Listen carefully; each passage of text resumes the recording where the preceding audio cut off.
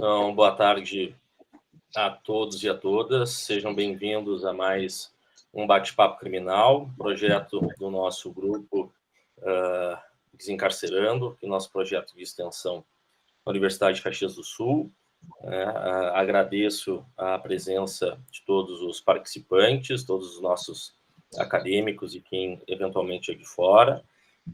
Quero também fazer uma saudação especial ao nosso convidado de hoje, professor Tomás Grings Machado.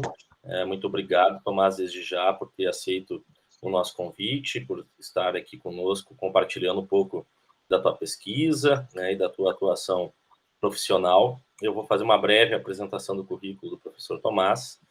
Ele é doutor e mestre em Ciências Criminais pela PUC, especialista em Ciências Penais pela PUC, tem a sua graduação em Direito pela Unicinos, é professor da graduação do curso de Direito da Unicinos e integra a comissão de coordenação do curso de Direito da Unicinos. Também é professor da especialização em Direito Penal e Processual Penal da mesma casa. Tomás, seja muito bem-vindo. Ele vai falar um pouquinho sobre a sua pesquisa de doutoramento, que foi publicada recentemente e que eu fui agraciado com um exemplar de presente. Fica aí um pouco a divulgação do trabalho do professor Tomás. Recomendo a todos, né, que busquem a obra, quem tem interesse no direito penal econômico, digamos assim, de forma ampla. E agradeço novamente. Fica aí, Tomás, um forte abraço virtual. Espero que na próxima a gente possa estar juntos aí presencialmente, quando essas nossas atividades retomarem. Boa fala, vou ficar por aqui te ouvindo, tá? E depois a gente faz o bate-papo, tá bom?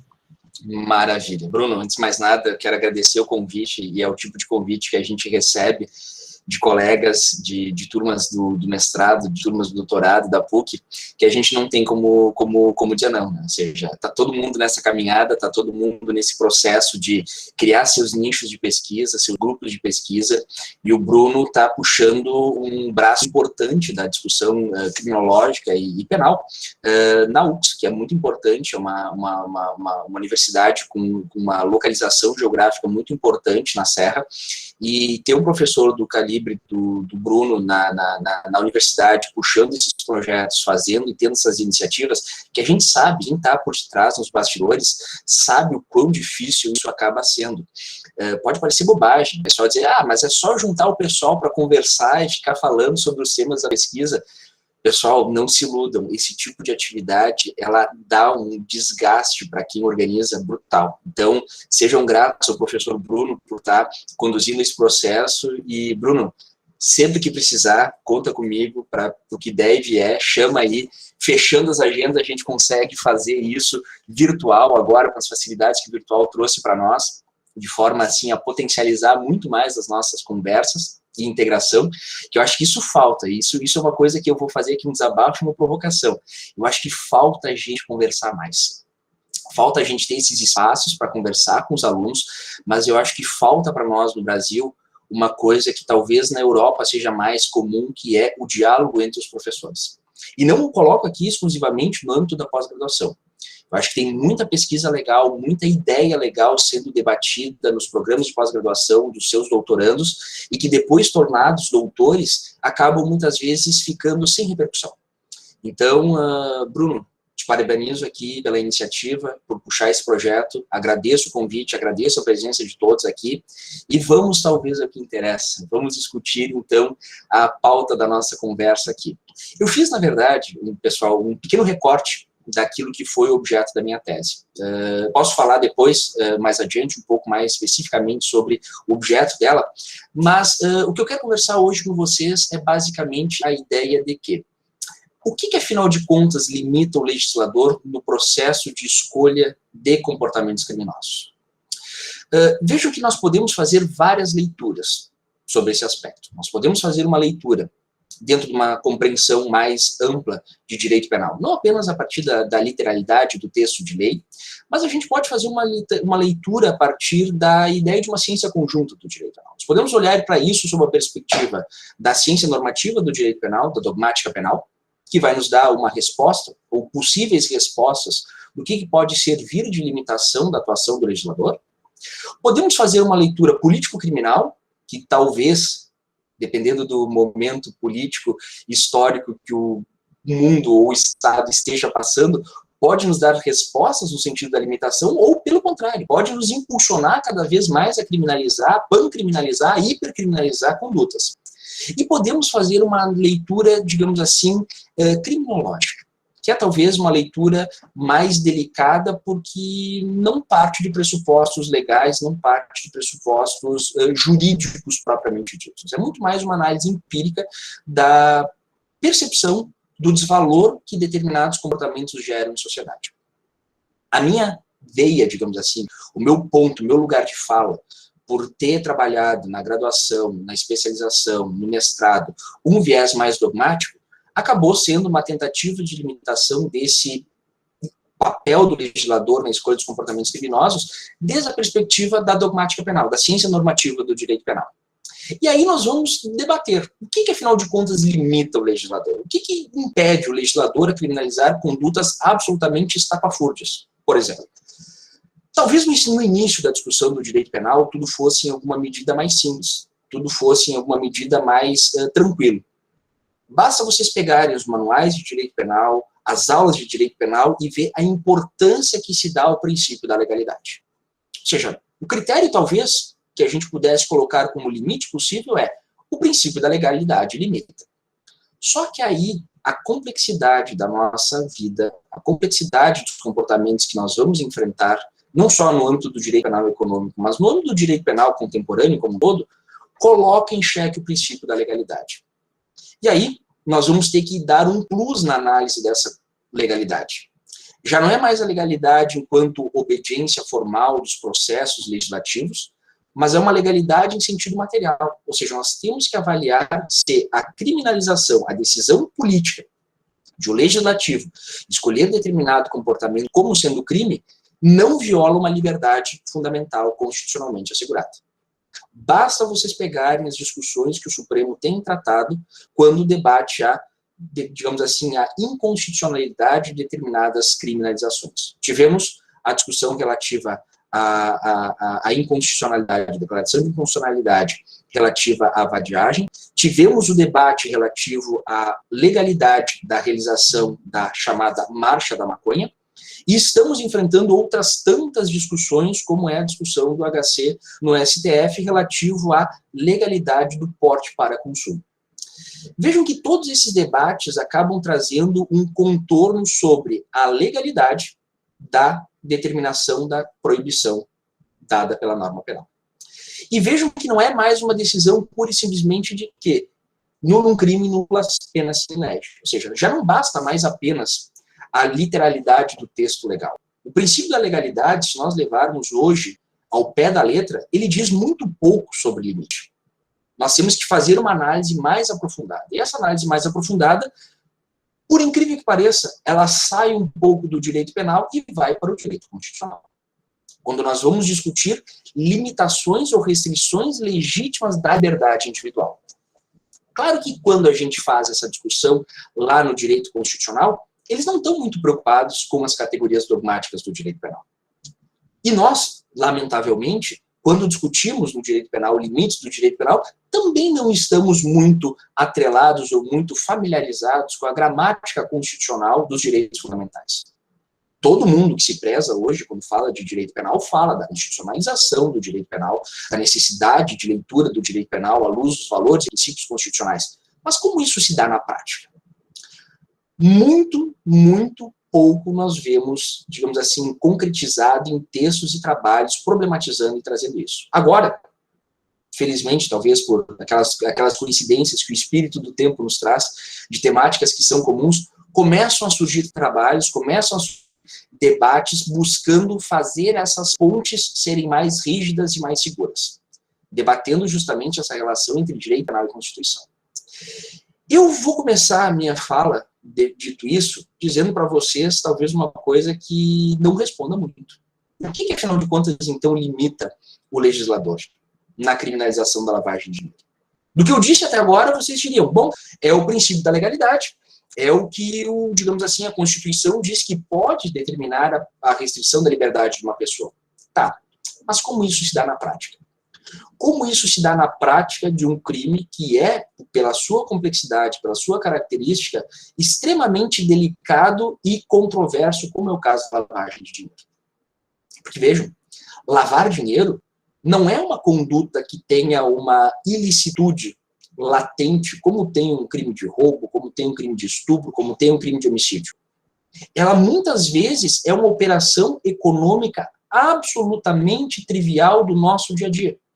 Uma operação bancária, sendo realizada agora, pode estar buscando ocultar ou dissimular a origem de valores ilícitos. Não talvez num primeiro momento, mas talvez numa segunda, terceira, quarta etapa do ciclo de lavagem. E nós estamos olhando para comportamentos de operações que são absolutamente triviais e dizendo, isto é proibido. Claro, essa proibição tem uma razão de ser, que é dizer, bom, desde que seja produto ou proveito da prática de uma infração penal. Mas isso colocaria algo do tipo, o que limita, então, o legislador? Seria a boa vontade do legislador? Seria o bom senso do legislador? Ou que categorias dogmáticas, e aí a gente tem que voltar para aquilo que eu falei no início. O que limita a dogmática penal? O que é propriamente a ciência normativa do direito penal? Basicamente, é um conjunto de princípios e regras que define quais são os comportamentos criminosos, que busca, com uma certa segurança jurídica, estabelecer orientações normativas precisas e claras a todas as pessoas a respeito de quais são os comportamentos proibidos, quais são os comportamentos que se espera do cidadão a realização e quais as consequências jurídicas que virão da violação de uma dessas normas. Quando nós olhamos para a literatura do direito penal e buscamos encontrar fundamentos que busquem limitar, nós esbarramos no conceito de bem jurídico penal. E aqui no conceito de bem jurídico penal nós temos uma absurda profusão de publicações. Temos muita coisa produzida. Muita coisa produzida, muita coisa sendo problematizada, mas chegamos a alguns becos sem saída. Bem jurídico penal hoje precisa ser lido à luz da Constituição. Ninguém ignora esse fato. Principalmente pós-Segunda Guerra, a dimensão de direitos fundamentais, de direitos humanos, ganha uma importância absolutamente significativa e determinante de toda análise de legalidade dos ordenamentos jurídicos. E aí vem o problema. Como trabalhar com um conceito de bem jurídico que é anterior à Segunda Guerra, que serviu, inclusive, de ferramenta para legitimar modelos e sistemas jurídicos penais altamente criticáveis sob a luz desses próprios direitos humanos. Ou seja, como a gente usa hoje o conceito de bem jurídico para limitar comportamentos, a proibição de comportamentos por parte do legislador, se durante muito tempo ele foi utilizado para legitimar e atestar a legitimidade de sistemas penais altamente criticáveis hoje. Leia-se o direito penal do nacionalsocialismo, na Alemanha, e o próprio direito penal da Itália no período fascista. Vejam que esse conceito de bem jurídico, ele é talvez propositadamente complexo, impreciso e vago. Ele traz uma ideia boa. Eu não quero aqui que vocês me interpretem como o Tomás aqui está defendendo a destruição do conceito de bem jurídico. Ele é muito bom, ele nos ajuda muito. Mas para debater o direito penal hoje, na minha opinião, nós temos que também pagar o preço dessas escolhas. Ou seja, todos nós sabemos que os manuais e os textos de direito penal vão dizer que não há crime sem lei anterior que defina. Beleza. E mais, hoje tem se acrescentado uma nova camada dessa discussão, dizendo que não há crime legitimamente constituído que não descreva uma ofensa a um bem jurídico penal. Portanto, para ter uma criminalização legítima, eu preciso descrever uma ofensa a um bem jurídico. Bom, isso fica muito fácil quando eu tenho bens jurídicos absolutamente consolidados, absolutamente pacíficos de reconhecimento por parte da sociedade. Ninguém aqui de nós é louco de tentar dizer que é ilegítima a criminalização do homicídio, do roubo, do estupro. Ninguém vai dizer isso. Talvez os leitores mais arrojados de uma proposta abolicionista vão dizer que todo o direito penal é ilegítimo e não se deve trabalhar com a criminalização. Mas entre o discurso e a realidade, nós temos uma distância muito grande. O discurso abolicionista, ele é um discurso muito importante da literatura do direito penal como um todo. Ela é, digamos assim, um constante alerta de todo o processo de constituição do sistema penal, de que os excessos estão aí para mostrar os abusos e que nós temos que sempre buscar trabalhar com o mínimo, quando não, a total extinção. O problema é que entre esse discurso e a nossa realidade, nós temos uma distância absurda. E para reduzir essa distância, nós trabalhamos ou buscamos trabalhar com o direito penal dito mínimo. A ideia de um direito penal como última ratio, como última razão, como protetor dos danos mais graves e significativos das condutas praticadas no contexto social. Então vejam que a importância do conceito de bem jurídico ela é histórica no direito penal. Num primeiro momento, para permitir lá nos antecedentes históricos do conceito de bem jurídico, para tentar retirar do âmbito do direito penal condutas que teriam caráter e conotação puramente moral.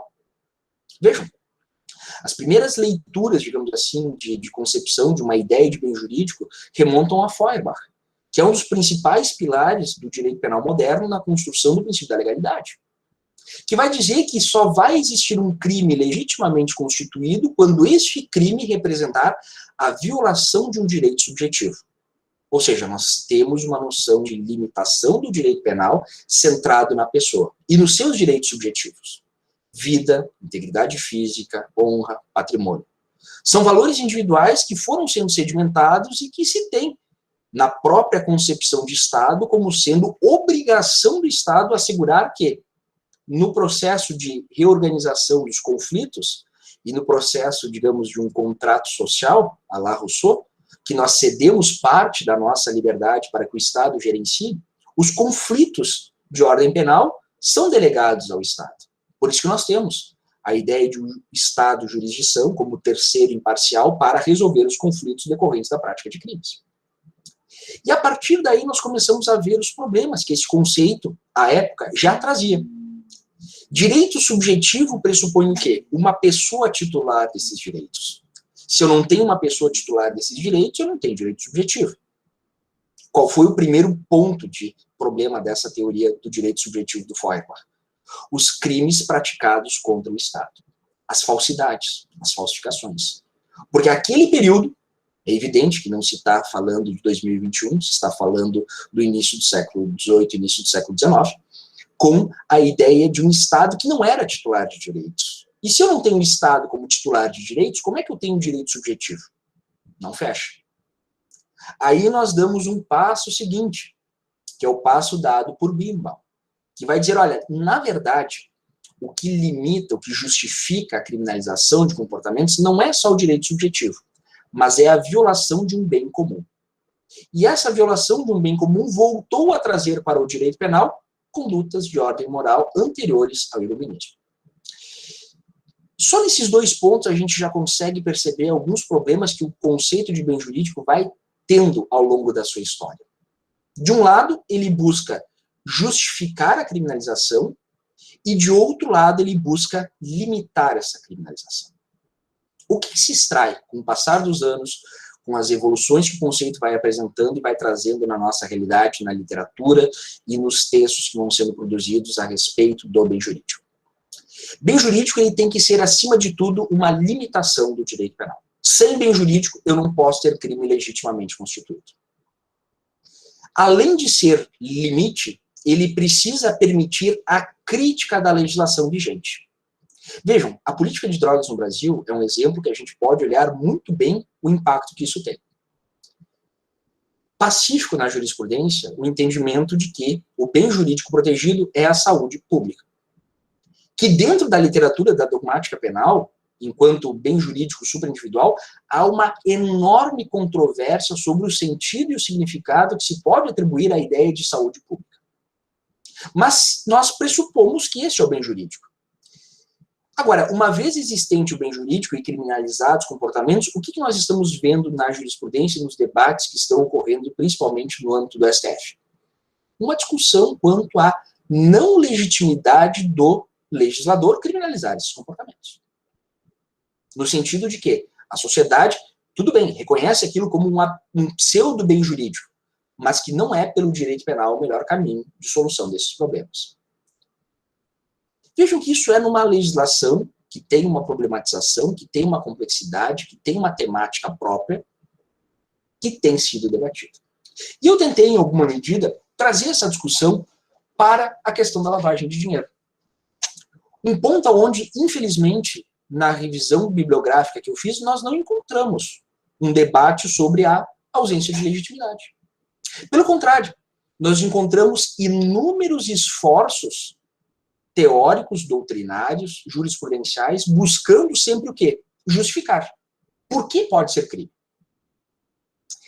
E aí nós vamos ter que entender um pouco do que é o processo de criminalização da lavagem de dinheiro. De onde ela surge? Ou seja, a gente tem um histórico antecedente ótimo, né? mas um antecedente histórico no contexto italiano da questão do financiamento da Brigada Vermelha como forma de, digamos assim, de criminalização da lavagem de dinheiro, de ocultação e simulação de valores que são destinados ao financiamento das Brigadas Vermelhas.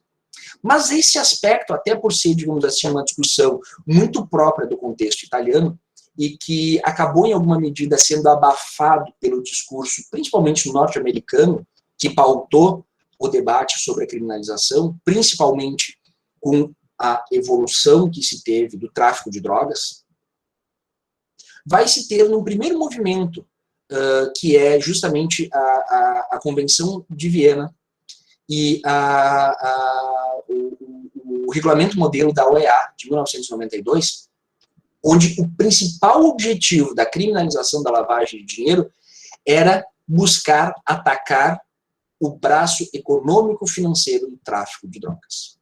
Porque, vejam, o tráfico de drogas, para além de fazer a comercialização, toda essa comercialização, todo esse dinheiro, ele não tem origem lícita. Porque ele é adquirido a partir de condutas que são decorrentes da exploração econômica de uma atividade criminosa. E a lógica da lavagem de dinheiro é fazer com que esse dinheiro ilícito ganhe aparência de licitude, não para que as pessoas tenham um padrão de vida bom, mas para que se consiga manter e preservar o quê? A operação criminosa. No modelo de estratégia de repressão ao crime, se chegou à conclusão que é mais eficiente, ou que era mais eficiente, atacar o braço armado do que botar policiais na rua prendendo pessoas com o tráfico de drogas. Para quem lembra do Narcos, a primeira temporada, a ascensão do Pablo Escobar e o movimento do Departamento de Drogas norte-americano envolvendo as apreensões, sabe muito bem o que é isso. A parcela que é apreendida é ínfima em comparação ao que passa por debaixo do controle estatal. E a questão é, com o acirramento da fiscalização, os prejuízos começam a existir. Os prejuízos econômicos começam a existir. E um traficante sem dinheiro para comprar mais droga e fazer operação é um alvo. E o que a lavagem de dinheiro busca em última medida? Desligar ou desconectar, ou pelo menos dar a aparência de desconexão, daquilo que foi obtido mediante a prática do crime, para que circule na economia de uma forma lícita. Porque pense, o traficante ganhou muito dinheiro com a venda de drogas. Ganhou muito dinheiro. Ganhou 700 mil reais. Vendeu muita droga. O que ele faz com esse dinheiro? Ele não faz operação via Pix. Ele não faz operação bancária. Ele ganha em espécie. Ele acumula esse dinheiro. Dinheiro acumulado passa a gerar um problema. Um problema sério. Que é onde guardar esse dinheiro? O que fazer com esse dinheiro? E aí outra série para ver bem interessante o processo de lavagem é o Breaking Bad. As primeiras temporadas, elas mostram exatamente isso. O sujeito começa a ganhar dinheiro, começa a ganhar volume de dinheiro, começa a ter um volume de dinheiro e não sabe o que fazer. Até ter a brilhante ideia de comprar um lava-jato. Curiosamente, lava-jatistas ou não, tivemos hoje uma notícia que eu não sei se a gente fica com medo ou felicidade, enfim, dependendo do ponto de vista, mas talvez o Ministério Público Federal tenha se desfeito, felizmente, talvez de uma pedra no sapato muito grande. Sim, o Ozark também é muito bom, muito bom também, de fato. Mas, enfim, parênteses fechados em relação ao ambiente e o contexto político brasileiro. O fato é que o Lava Jato dá aparência de ilicitude porque eu simulo operações de negócios que podem estar ocorrendo de verdade e contabilizo valores que são ilícitos como sendo valores recebidos de uma atividade realmente prestada, dando a aparência que aquilo que eu estou ganhando é lícito, que é o lucro da minha atividade empresarial. Porque eu já tenho um processo de primeira camada, vamos dizer assim, de desvinculação do caráter ilícito. Já não é mais o dinheiro preso com o traficante. É o dinheiro que o traficante deu para alguém fazer o processo de lavagem, que depois de tantos meses, ele recebe os valores de volta, devidamente limpos. E pagando, quando é o caso de delegar a terceiros lavadores, deixando para esse lavador uma quantia de dinheiro. Vejam, quem está lavando dinheiro não está preocupado com imposto, não está preocupado com o prejuízo do negócio, não está preocupado com nada disso. Ele quer ter o quê? Dinheiro disponível rapidamente. E com aparência de ilicitude. Então vejam, se num primeiro momento a razão de ser de criminalizar a lavagem de dinheiro era o combate às drogas, isso com o passar do tempo e muito rapidamente foi passando para outros contextos. Porque se viu que, na verdade, existem outros fatos que geram um grande volume de dinheiro, um grande volume de recursos, que passam também a trabalhar dentro do contexto financeiro, econômico-financeiro oficial, girando e retroalimentando práticas criminosas. Nesse segundo aspecto, eu peço para que vocês vejam, se vocês não olharam, a outra série da Netflix, ou seja, o momento lúdico da tarde de quinta-feira, que é o Na Rota do Dinheiro Sujo, que é espetacular para quem gosta de direito penal econômico. Claro, o contexto é norte-americano, mas a lógica e a narrativa de documentário que é apresentada é espetacular.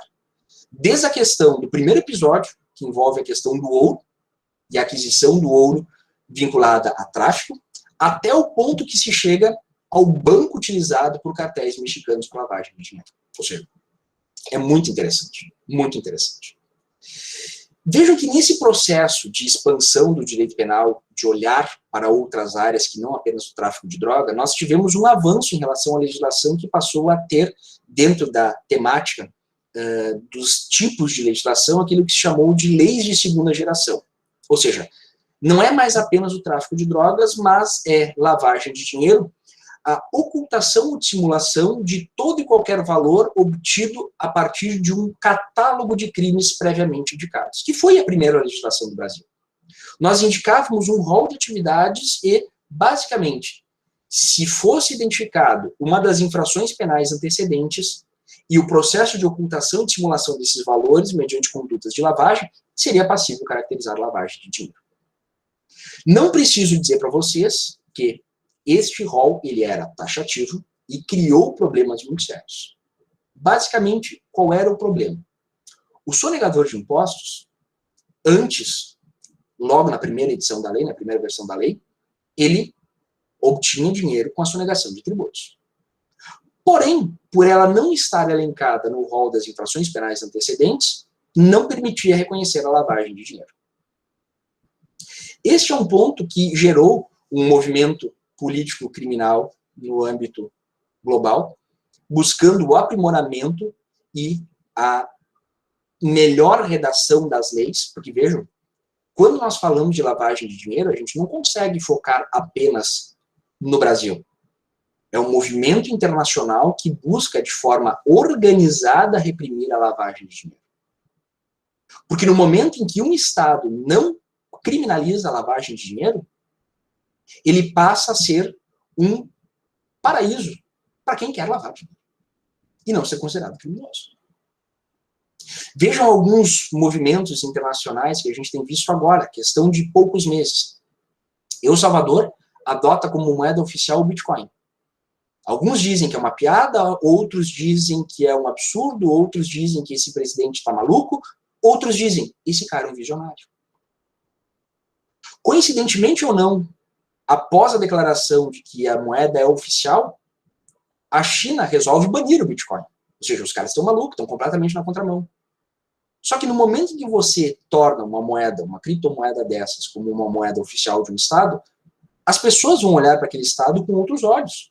E vão dizer, olha, aqui é um lugar seguro para esse tipo de investimento. E começa a captar recursos. E eu não preciso dizer para vocês que qualquer instituição financeira precisa de recursos para os seus investimentos.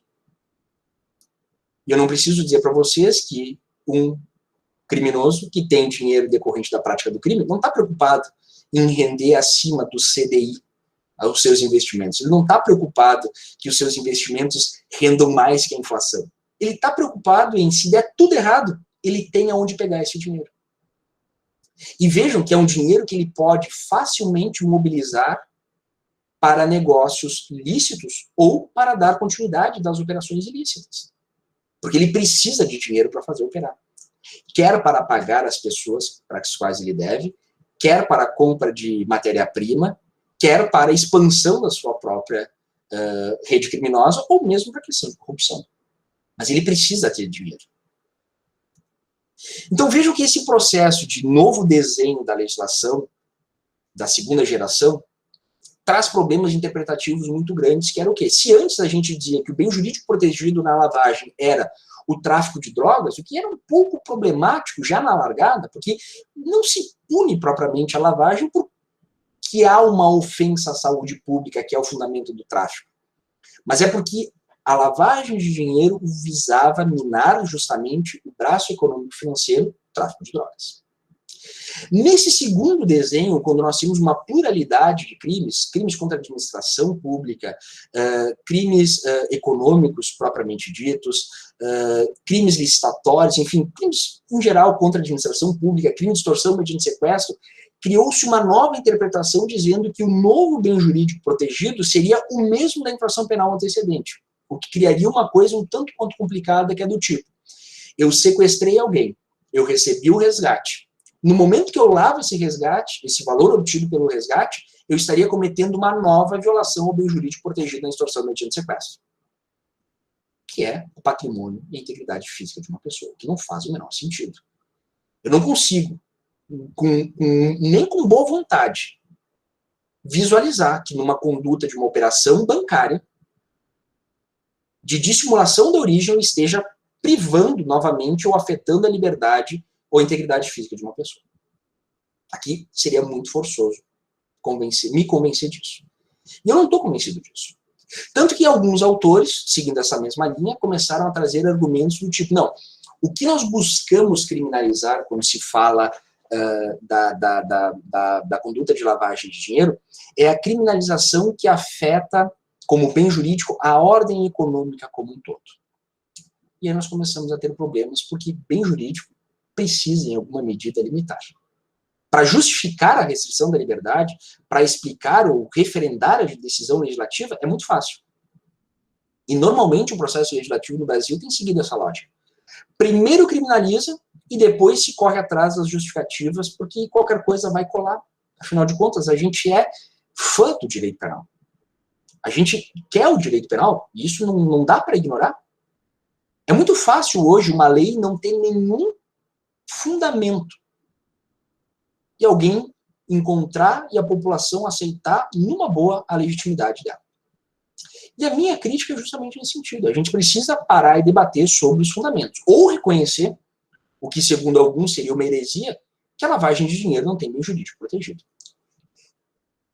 E que a criminalização é uma decisão política, com custos que essa decisão política envolve, e que nós temos que encontrar outras justificativas, que talvez não estejam mais no bem jurídico penal. O que daí determina uma necessidade de nós reinterpretarmos o processo de decisão legislativa de restrição da liberdade com a criminalização de comportamentos. Mas prosseguindo, pessoal, a ideia, então, de dizer que é a ordem econômica é jogar para o alto e dizer, bom, é a ordem econômica como um todo. Porque no momento em que nós deixamos de criminalizar, a capacidade de atração de recursos, de investimentos para um país acaba sendo prejudicada por conta da ausência de lisura e de transparência dessas operações. Vejam, Dizer que a ordem econômico-financeira como um todo está sendo protegido pela lavagem de dinheiro é ignorar que o ordenamento jurídico já apresenta em outras legislações criminalizações específicas contra a ordem econômica. Ou seja, o sistema financeiro faria parte da ordem econômica. Nós temos a 7492 de 86, que tutela o sistema financeiro nacional. Nós temos a 8.137, que também tutela a ordem econômica, de forma lata. E aí nós vamos querer dizer que a lavagem de dinheiro criminaliza de forma geral? Poxa, como é que vai ficar isso lá na perspectiva do concurso aparente de normas? Como é que vai ficar essa discussão sobre subsidiariedade, especialidade? Como é que a gente vai discutir esses problemas? A partir daí, a ideia de ordem econômica protegida como um todo começa a ser criticada. Os espanhóis trabalham muito com essa perspectiva, muitos autores brasileiros trabalham sobre essa perspectiva. O professor Baltazar, que foi juiz federal aqui no Rio Grande do Sul durante muitos anos, trabalha nessa perspectiva. O professor André Calegari também trabalha nessa perspectiva, mas eles não colocam a contra, digamos assim, o ponto contra de trabalhar com esse bem jurídico amplo. Que é justamente o quê? É um bem jurídico que não limita. Se a ideia é trabalhar com direito penal que não tem limites e que aquilo que eu disser que é bem jurídico vale, beleza. Só que a gente ignora que o histórico, ou pelo menos o papel que o conceito de bem jurídico teve pós-Segunda Guerra, não foi só de referendar as decisões legislativas. Foi justamente de quê? De servir em alguma medida de freio às decisões legislativas de criminalização de comportamentos. Tanto é verdade que a gente repete, quase que sem pensar, que não há crime sem ofensa ao bem jurídico. E o problema que é dizer que um bem jurídico amplo como esse é legítimo de ser criminalizado, traz problemas operacionais brutais. Por exemplo, o que seria uma ofensa a esta ordem econômica como um todo? E veja que a lavagem de dinheiro ainda é tão desgraçada, porque ela vai permitir ainda que se puna a tentativa, dizendo expressamente em lei, que nem precisaria dizer, na minha opinião, mas enfatiza o quê? Que atos que tenham por aptidão o grave ou o dano a esta ordem econômica como um todo seriam passíveis de criminalização, o que coloca um problema de análise do tipo penal tremendo. No final das contas, a gente poderia dizer, respondendo a minha pergunta, o que limita a atuação do legislador? Não sei, mas na dúvida a gente joga na mão do juiz para decidir lá na frente o que é. E aí veja um perigo que a gente tem. Dentro de uma dimensão constitucional, democrática, de divisão de poderes, a limitação da restrição potencial da liberdade de todos está na mão do legislativo por uma questão constitucional. Reserva de lei. Quando nós delegamos essa finalização da análise, esse contorno de, no final das contas, dizer o que é ofensa ao bem jurídico, no caso concreto, por mais que a gente queira dizer, não, mas isso é da tarefa do juiz interpretar os tipos penais. Neste caso, eu lamento dizer, o legislador não diz qual é a ofensa. Quem está dizendo, no final das contas, o que é a ofensa a essa ordem econômica como um todo é o juiz, que não tem legitimidade democrática, que não tem legitimidade representativa para isso. E pode nos criar problemas muito sérios. Porque se é um juiz com o qual eu me identifico, eu vou achar muito bom. Se é um juiz com o qual eu não me identifico com a pauta, com a ideologia, com os pontos que ele levanta, eu vou criticar. E eu não preciso dizer para vocês que quando envolveu lavagem de dinheiro, os casos da Lava Jato e outros tantos casos, nós tivemos sim problemas bastante delicados com relação à interpretação. De denúncias absolutamente vagas sob o argumento de que compra de tomadas para uma reforma seriam atos de lavagem de dinheiro. Que é extremamente complicado. Então vejam, a minha cisma é justamente com essa ideia de um bem jurídico extremamente amplo, vago e impreciso que não vai nos dar segurança de saber, afinal de contas, qual é o comportamento proibido. Claro que avançando, e algumas linhas interessantes que vão sendo produzidas na questão da identificação do bem jurídico penal, vão trazer a ideia de administração da justiça, como sendo o bem jurídico protegido pelo crime de lavagem. Esse é um entendimento, pessoal, que, pessoalmente, de todos apresentados, é um dos menos piores. Menos pior em que aspecto? Porque a administração da justiça, em alguma medida, faz sentido, a gente consegue visualizar, a gente enxerga isso presente em outros crimes, a gente entende a importância da questão da justiça criminal, e em alguma medida ele faz sentido porque o processo de lavagem de dinheiro, ele é um processo que busca o quê? Pegar o resultado da prática criminosa que não foi pego pela apuração da infração penal antecedente. Porque vejam, se a justiça penal ela é eficiente, ela não precisa criminalizar a lavagem, porque ela já consegue punir a infração penal, entre aspas, antecedente, e dar os efeitos legais de uma sentença penal condenatória, que além de tornar certo o dever de indenizar, gerar o dever do juiz aplicar a pena especificamente ao caso, vai se ter o quê? A perda em favor da União dos produtos ou proveitos decorrentes da prática delitiva. E o processo de lavagem é justamente o quê? Eu ocultar ou dissimular o produto ou proveito da prática do crime para impedir os efeitos de uma sentença penal condenatória. Poxa vida, faz muito sentido, é muito legal, é muito coerente, faz sentido dizer que isso seria o bem jurídico protegido e que, portanto, as condutas precisariam ser descritas de forma mais precisa e objetiva sob essa perspectiva? Faz sentido. Só que tem um porém. A administração da justiça, tradicionalmente, é um bem jurídico de dimensões nacionais. Qual seria a legitimidade do Brasil punir um ato de lavagem de dinheiro de um crime antecedente praticado fora do Brasil? Nós teríamos que discutir a administração da justiça como bem jurídico universal. Nós teríamos que trabalhar com a ideia de que a administração da justiça teria por pressupostos comuns todos os estados, o que não é uma verdade. O contexto europeu traz um exemplo muito próximo desse problema que eu quero trazer para vocês, que é o mandato de detenção, que gerou um problema justamente que é justamente ou precisamente o quê? Nem todos os estados da União Europeia criminalizam as mesmas condutas da mesma forma. E eu posso ter um sujeito que está em um país que aquele ato não é considerado crime, mas tem uma ordem de prisão por cooperação internacional. Então vejam que esse caso da administração da justiça, ela ajuda se nós pensarmos a lavagem dentro de um contexto nacional. Mas eu adianto para vocês, pensar a lavagem de dinheiro dentro do contexto nacional é ignorar a complexidade que a lavagem de dinheiro assume, principalmente nesse espaço de internacionalização do direito penal.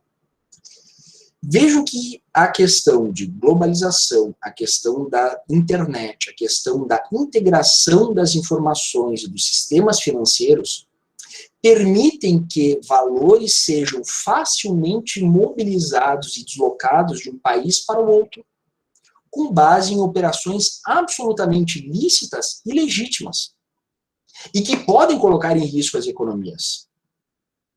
Então vejam, na verdade, a lavagem de dinheiro não é propriamente o risco de proteger a ordem econômica como um todo.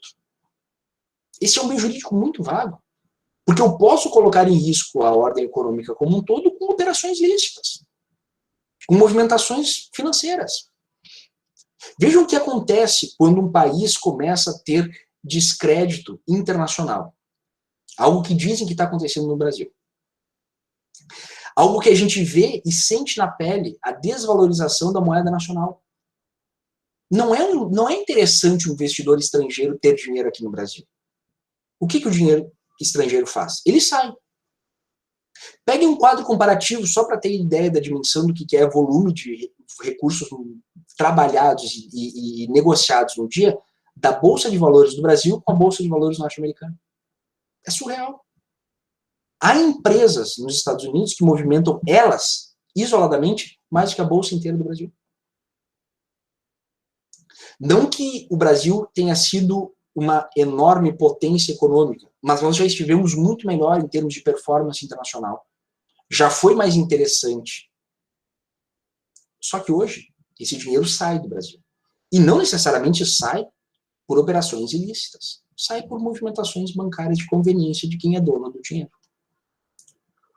O ponto da lavagem, pessoal, e só para vocês entenderem um fechamento de ideias para a gente debater e conversar um pouco mais, é entender a lavagem como um processo. A lavagem, ela tem alguns pontos de atenção que são muito importantes, que é, basicamente, o primeiro momento, que é o contato do dinheiro sujo com o sistema financeiro oficial, que é aqui que nós vamos ter uma atenção da produção legislativa, da produção doutrinária e dos próprios casos jurisprudenciais. Por quê? Porque é o primeiro filtro. Nós temos uma importante fiscalização, um importante controle por parte dos bancos em relação a compliance, a medidas que devem ser adotadas pelos bancos no sentido de conhecer o seu cliente, o perfil do cliente, para impedir que valores suspeitos ou efetivamente decorrentes de prática criminosa entrem no sistema bancário oficial.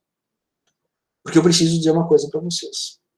Uma vez entrando dentro do circuito do sistema financeiro oficial, esse dinheiro, ele já não é mais sujo. Ele é um dinheiro cinza. E como dinheiro cinza, ele transita e circula livremente. Quando se fala de lavagem de dinheiro, se fala de uma organização de processos que buscam depurar, como se fosse um filtro, criando a aparência de ilicitude, para que lá no final da ponta, com perdão da palavra, o traficante retire um prolabore limpo de toda a conduta criminosa que ele praticou. E claro que a estrutura, a complexidade vai sendo hiper, digamos assim, dimensionada.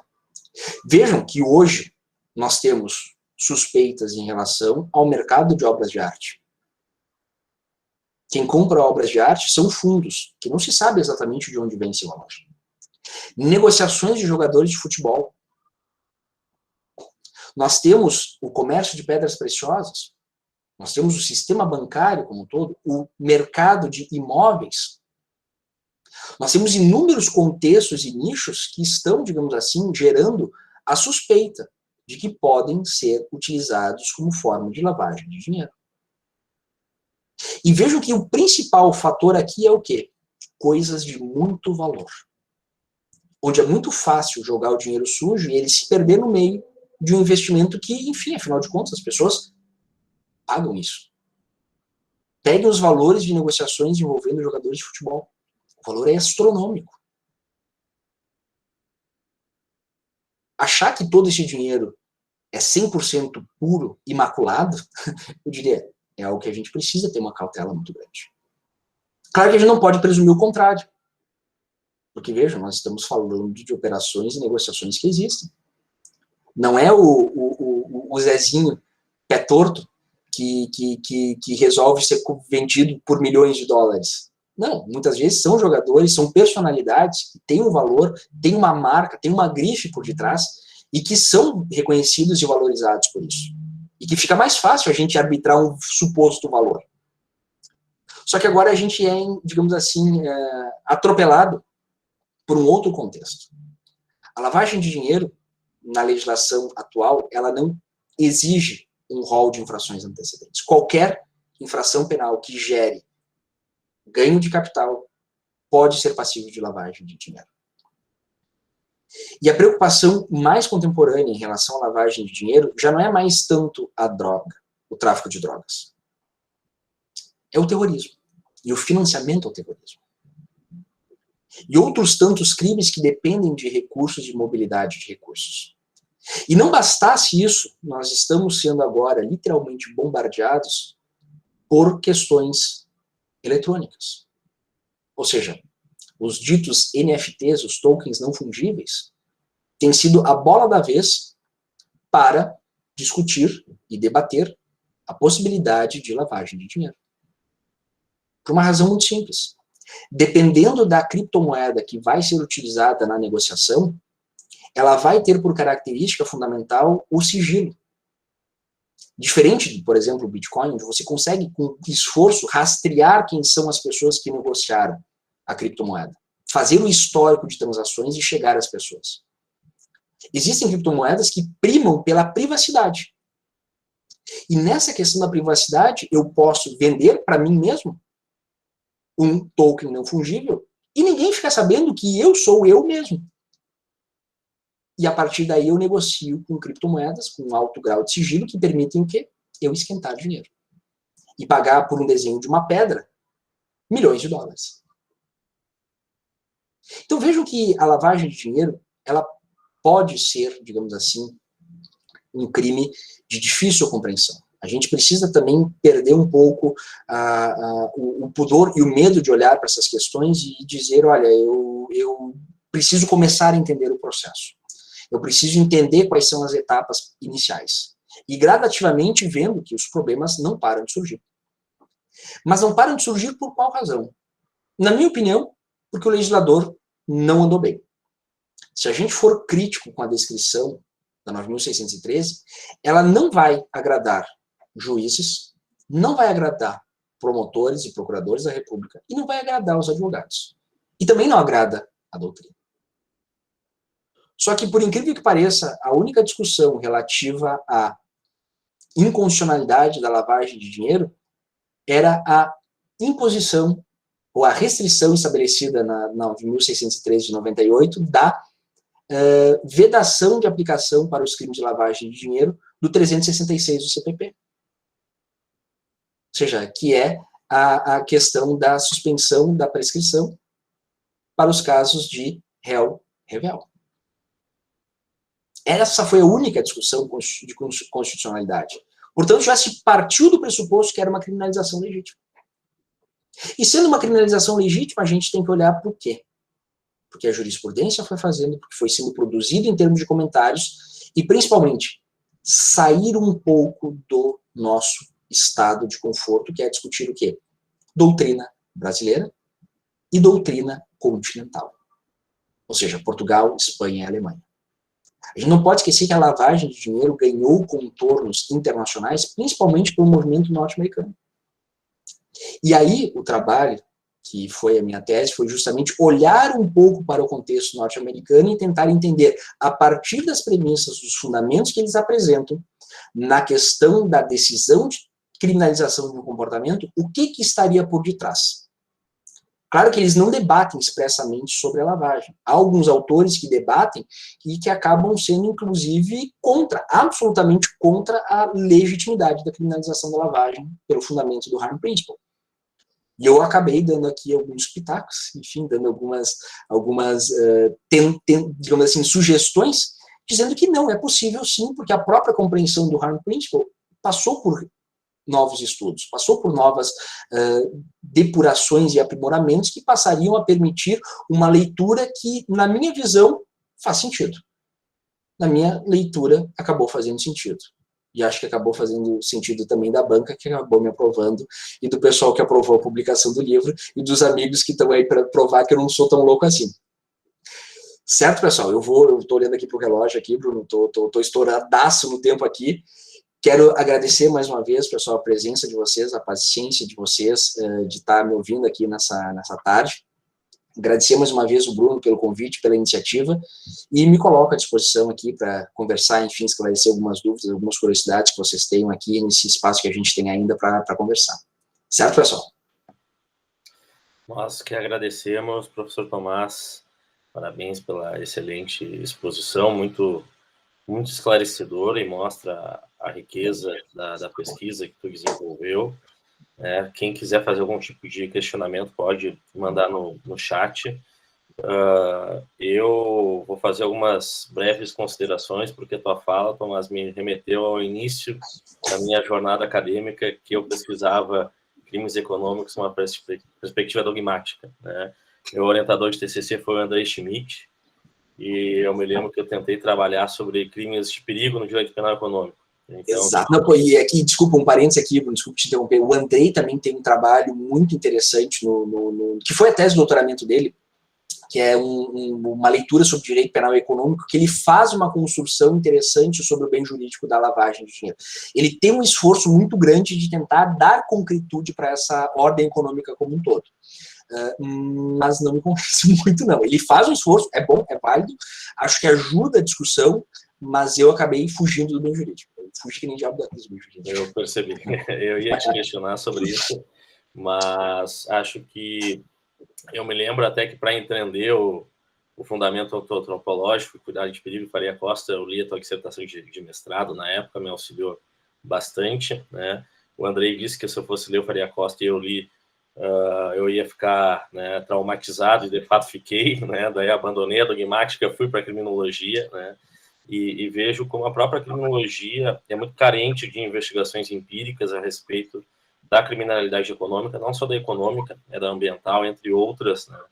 E parece que ficou um pouco estagnada e que o pessoal da dogmática conseguiu avançar mais, né, nas discussões jurídico-penais, né? Então, te parabenizo pela tua construção. E eu lembrei também da dissertação de mestrado do Tapir Rocha Neto, que também tenta trabalhar a ideia de bem jurídico, né, na lavagem, e algo que para mim é interessante na tentativa do Andrei e do Tapir é de dialogar um pouco mais com a economia, né? E que essa é uma veia aí nossa, né, da nossa tradição da Escola das Ciências Criminais, fazemos parte desse diálogo transdisciplinar, e eles tentam sair, né, digamos assim, da concretude à ordem econômica a partir da transparência das relações econômicas, né? E de alguma forma vejo eu que eles conseguem abarcar aquele aspecto que tu julgava problemático, que é dessa economia globalizada, né? Porque de fato os juristas que defendem a administração da justiça não conseguem explicar, né, a proteção no âmbito internacional, né, e todo esse movimento internacional, que é um movimento político, né, de criminalização dessa forma de lavagem. E, com certeza, cada vez mais a gente precisa, né, de discussões que busquem estabelecer essas fronteiras do que é legítimo e ilegítimo na criminalização, porque a gente vê, né, alguns absurdos por aí, né, na prática forense, né, a respeito da lavagem. Eu só queria te ouvir um pouquinho mais sobre o que tu acha, né, a respeito dessas questões sobre transparência, né, sobre transparência das relações econômicas, porque é algo que está dentro das próprias transformações sociais que a gente vive, né? Já tem alguns filósofos que trabalham com a ideia de que vivemos numa sociedade de transparência, né? Lembro agora da obra do Byung-Chul Han, a respeito disso. Eu queria te ouvir só um pouquinho, se tu chegou a refletir sobre essas questões.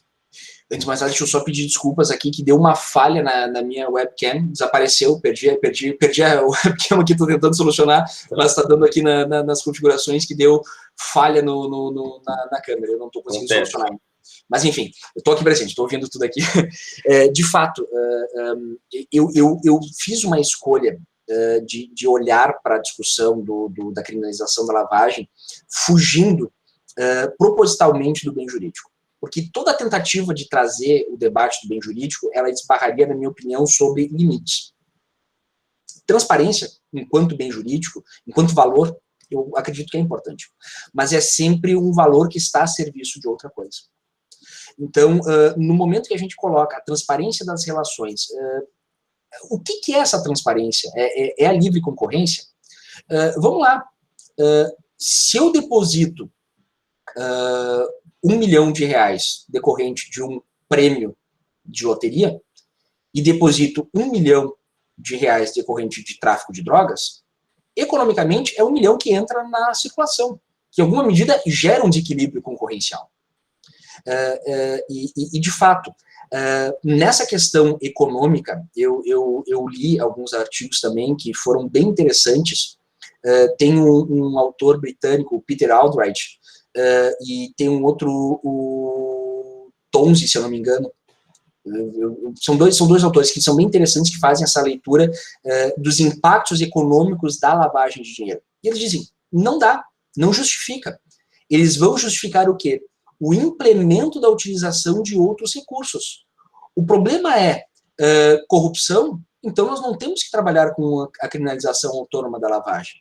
Se pune a corrupção, se apure corrupção dos agentes públicos. O problema é a quebra da liberdade, da isonomia da concorrência dos participantes. Isso é problema de direito concorrencial, isso não é problema de direito penal. Então, esses dois trabalhos, o trabalho do Tapir, que é mais específico, o próprio trabalho do Andrei, eles têm um esforço de dar, digamos assim, uma maior concretude, porque a transparência é um valor, a gente não ignora, mas é algo que, por exemplo, vai fazer sentido para a nossa legislação, para a nossa dogmática penal continental. Vai fazer sentido para o direito penal brasileiro, vai fazer sentido para o direito penal alemão, português e italiano. Só que na legislação norte-americana isso não aparece. O contexto inglês, o contexto anglo-saxônico de discutir os limites da criminalização não é a ideia de bem jurídico. Eles desconhecem essa categoria dogmática. E aí eu tentar explicar que no Brasil a criminalização da lavagem se dá sob a perspectiva da ideia de um bem jurídico, X, Y ou Z, é ignorar o processo global de criminalização da lavagem que não foi nascido no Brasil. Não foi pensada a partir da dogmática brasileira, portuguesa, espanhola, italiana.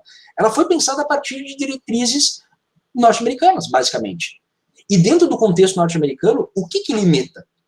Um dos vetores, e aí é interessante também, porque os problemas de direito penal nos Estados Unidos, eles são problemas quase que existenciais.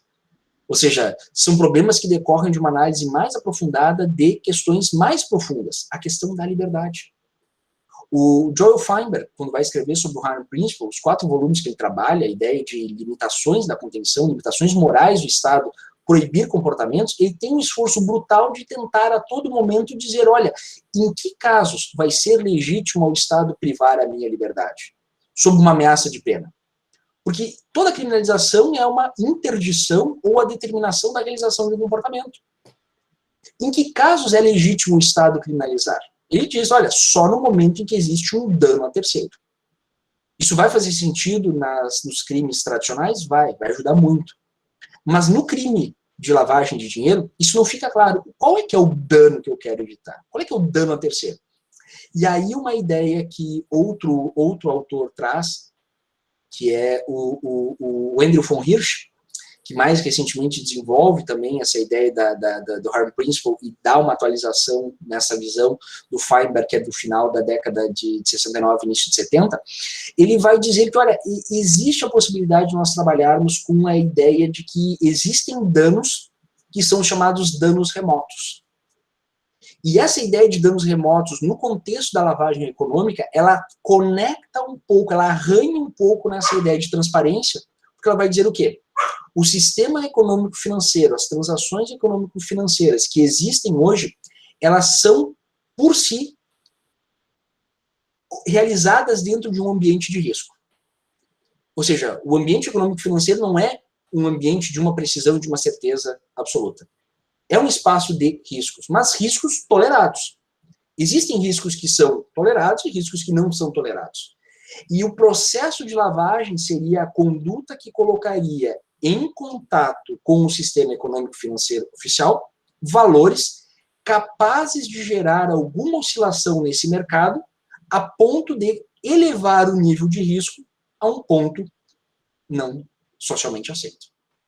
Claro que o que vai dizer e quem vai dizer o que é isso não é o direito penal. Vai ter que ser a economia, vai ter que ser o sistema financeiro. E a gente não vê, por exemplo, qual é o volume de dinheiro sujo que está hoje na economia. Até que ponto a economia depende do dinheiro sujo para funcionar? Ou seja, a gente pode olhar e dizer, não, nós só queremos uma economia que circule, um sistema econômico financeiro onde circulem valores lícitos. Talvez isso seja reduzir drasticamente o volume de recursos operados. E isso talvez não seja o que a gente quer. Ou seja, a questão que a gente tem hoje é muito delicada, porque não é que a gente é dependente do dinheiro sujo, eu não quero dizer isso. Mas a gente tem um volume de recursos muito grande na economia, circulando com a aparência de lícita, que é decorrente de prática de crimes, que já passou por inúmeros ciclos de lavagem de dinheiro, que já tem uma aparência e um caráter, digamos assim, quase que ostensivo de legalidade e legitimidade desses valores. Então, a ideia aqui, digamos assim, de enfrentar a questão da transparência é, sim, entender que impacto, quais são essas condições, como ela se concretiza efetivamente, se é simplesmente saber a origem, porque daí isso para mim não faz muito sentido, porque basta declarar, e aí a gente tem exemplos que essa transparência, na verdade, não faz muito sentido. Nós tivemos o repatriamento de capitais que jogou por terra a ideia de transparência. Ah, então não é lavagem de dinheiro, repatriar de dinheiro, que eu digo que é decorrente da prática de crimes, porque isso é transparente. Tá, mas então o problema não é econômico, o problema é dizer a origem. Então é criar mais uma causa distintiva da punibilidade, que é dizer a origem do dinheiro. E eu acho que não é isso que a gente está enfrentando no dia a dia. Eu acho que na temática de lavagem de dinheiro e as mudanças legislativas que a gente foi enfrentando são, digamos assim, constantemente desafiadoras às ideias que buscam trazer uma resposta definitiva e fechada. Então, eu acabei saindo por uma tangente, não sei se é melhor, fui criticado, como todo mundo, o papel de quem dá a cara a tapa é esse mesmo, ou seja, e a ideia é essa, debater, problematizar e tentar apresentar os meus argumentos aí para vocês. Excelente, Tomás. Acho que da tua fala, o que eu vejo como diferencial da tua pesquisa é justamente tu inserir ela no seu contexto histórico de formação e dentro de um quadro de um panorama de decisões políticas, né, que estão por detrás dessa criminalização e que muitas vezes na dogmática a gente ignora isso e tenta somente trazer racionalidade, né, na intervenção penal, né? Então, te parabenizo aí por isso. E em virtude do adiantado da hora, daqui a pouco a gente tem aula, a gente vai ter que encerrar, mas fica aí aberto, né, o convite novamente para que tu retorne à nossa instituição aí o ano que vem. Agradeço muito por tu ter participado aqui desse nosso projeto, enriqueceu muito o debate aqui na nossa universidade, e fica aí os parabéns também pela publicação da tua obra, do teu livro, que eu novamente reitero, né, a importância dos nossos acadêmicos estudarem, né, um trabalho científico tão sério, né, desenvolvido pelo professor Tomás, e agradeço a participação de todos e de todas. Forte abraço.